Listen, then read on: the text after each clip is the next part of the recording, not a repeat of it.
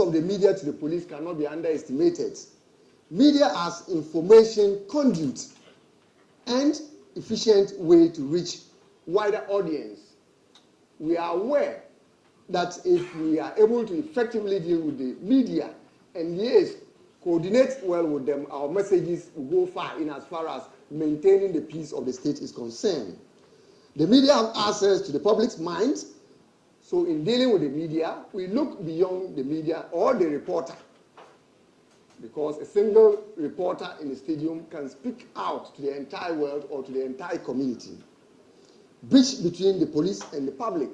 We are also aware that the media serves as a bridge between the police and the public. Media as a watchdog holds police accountable where we need to be held accountable. The media as well is also very important to the police in as far as setting agenda for the public discussion is concerned. Framing of public opinion. Media role in society cohesion, that's conflict prevention, peacemaking and peace building can never be underestimated. Media exerts enormous influence as watchdogs, information, intelligence for police. Most of the information we get and act on normally come from the media. For instance, accidents that occurred, fatal ones of course, are reported by the media through control room and action is taken.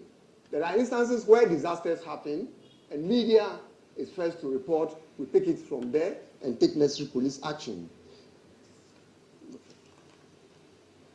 Safety of journalists in public order management. Our operations, where the operations runs for days, we establish command post or command center during public order management. And we as well create media stand or centers for journalist safety in emergency operation. And this is where we have a challenge. There are instances where stands are being created for the media to be there and receive information and record. But invariably, regrettably, some, I say some, don't stay within these media centers created for them during emergencies. And this has always been a challenge. The media quest for information, news from public and police during emergencies and its security implications. What it means is that most or some of journalists, in their bid or quest to get information, they always want to get to where the incident is occurring or where there are threats that we believe that media should not be there at that particular time. So they are expected to always take precautions and also take word of advice from those on the ground to avoid misunderstanding or avoid any casualty. Desire of journalists to get close to incident scene to capture live events, and then the mission to be the first to report a story. This is yet another challenge because media men or journalists, some of course, always wish to report first. So in the midst of or in the heat, even in the operation theater, they defy at times police caution and get to the scene all in a bid to extract information to publish, and this has always been a challenge. Inadequate identification of journalists during crisis management. There are instances where some journalists are not properly identified, and as such, it poses a challenge during public order management. Gross neglect of police caution and warning by some journalists. There are instances that, as a result of the fact that we wear the PPE, that's protective clothing, to deal with some riot situation, will not advise, will not even allow some people to get to the hot zone. But some journalists would like to defy these warning or cautions to get to the grounds, all in a bid to obtain information. And again, we think it's also important that journalists has a right to seek for police protection anytime, anywhere they feel they are threatened. They have the right to seek for police protection, and which, of course, I believe every commander is ready to offer. Police-media collaboration. The police can function effectively and efficiently with the support and collaboration of the media. Partnership with media are a source of complaint, information, and intelligence that have been highlighted earlier. Intelligence, collecting, analyzing, and processing raw data or information to increase credibility, which of course is the key in as far as success in policing is concerned. Police mandate to maintain public order and safety. Media role to get information to their audience. We need to find a balance. We have a job, the media has a job, we need to find a balance. And I believe this forum is one of the best platforms that we can iron some of these. Laws regulating public order management. As indicated earlier, we don't operate in a vacuum. There are rules and regulations governing our operations. The supreme law of the land, again, I say, that is the 1992 Constitution of the Republic of Ghana, Chapter 5, sets out fundamental human rights and freedom.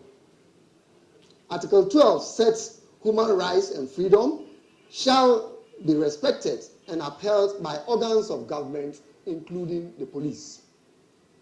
And then the use of reasonable force and justifiable force to suppress rioters,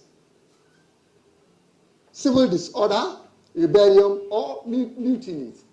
That means that the Constitution guarantees us the power to use minimum force to control rioters as well as any civil disorder and rebellion or mutiny. Furthermore, we have other laws or regulations that regulate our actions. For instance, the Public Order Act, 1994, that's Act 491. Here, of course, we have our responsibility, and then the organizers also have their responsibility. Notice to police of social events on public space or public place, date, time, place, purpose, and routes. And then organizers are also accountable for action and inaction of their members. Now the police has a responsibility in as far as this Public Order Act is concerned. Control routes and crowds to prevent obstruction of pedestrian or vehicular traffic. We have a duty, we have a mandate to ensure that we control the routes. If the notice said police, route A, B, C is to be followed, it must be followed. And it's our duty to ensure that these are applied. Disperse crowd at any special event for breach of peace to prevent violence and restore order.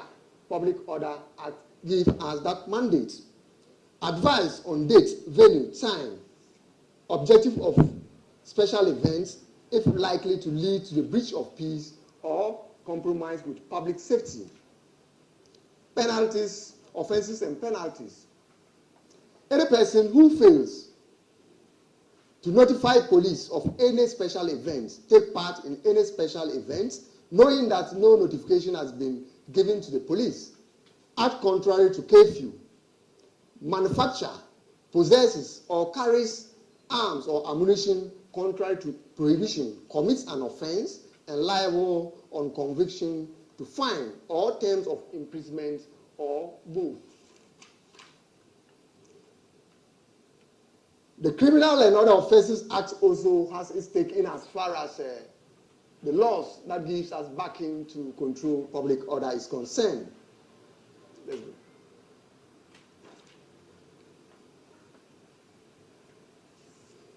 Then the police service instructions on firearms also have clear instructions that we as police are expected to obey to the latter in as far as dealing with public is concerned. Let's go. Now the Incident and Public Order Management Manual, which is yet another manual that helps us or guide us in our operation, is also there. Okay, let's go. That's the Public Order Act. Let's go.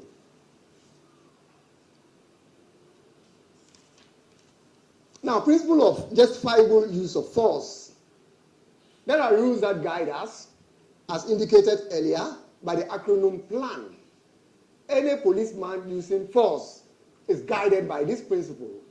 proportionality. How proportional is the force that is being applied? It must not be arbitrary or unfair, limited to what is required to achieve an objective. So if your objective is to arrest and the person is arrested, there's no need to go on and on and on. The L stands for legal, prescribed by law in accordance with the law, have a legitimate aim, and consider human rights issues. Accountability, that's answerable, responsible, and liable for any action taken. Commanders as well as individuals have these responsibilities. Necessity, is it necessary at all to use that force? Are there other alternatives? Are there other alternatives other than resorting to the extremes? Deployment of equipment and graduation of use of force. This is yet another critical guidance in as far as our operations are concerned. The principle of graduation of use of force from non-lethal to lethal, highly dependent on the situation on the ground. We graduate, if we get to the grounds, and then the grounds not very vital, not demonstrators armed with stones, weapons, we are expected to give them warning, caution, to go by the Public Order Act.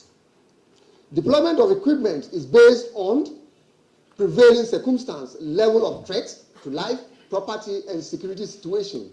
Tactical formation, cautioning, that's by way of warning, arrest, ballistic and crash elements, use of baton and shells, the CS, deployment of the CS gases, that do with the tear gas, the hand grenades, and the launchers.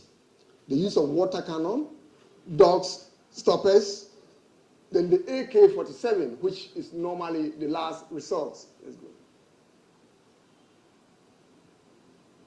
Now, these are some few equipments that we use during the practical demonstration. In the second session, we'll be there to see them. Let's go. Let's run them. I want to see them. Let's go. Let's go. Let's go.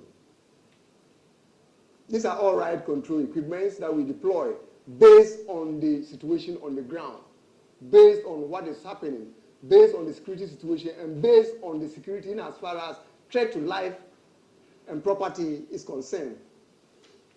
In every democratic dispensation, the rights of the people must be respected and protected by the police.